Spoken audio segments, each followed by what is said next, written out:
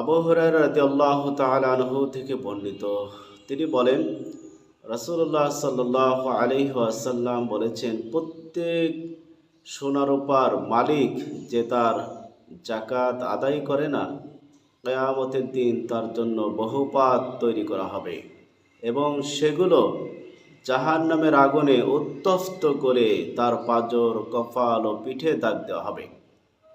যখনই তা ঠান্ডা হবে তখনই তা গরম করা হবে।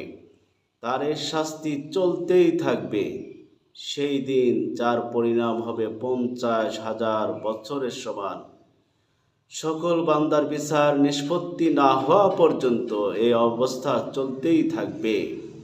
অতঃপর সে তার পথ ধরবে, হয় জান্নাত না হয় জাহান্নাম।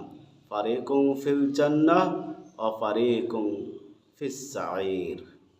আল্লাহর দেওয়া সম্পদের যাকাত আদায়ের মাধ্যমে মানুষ পার্থিব জীবনে যেমন সামাজিক ও অর্থনৈতিক সমৃদ্ধি লাভ করে, তেমনি পরকালীন জীবনে জাহান্নামের ভয়াবহ আযাব থেকে মুক্ত হয়ে জান্নাতের উপরন্ত সুখ লাভে ধন্য হবে।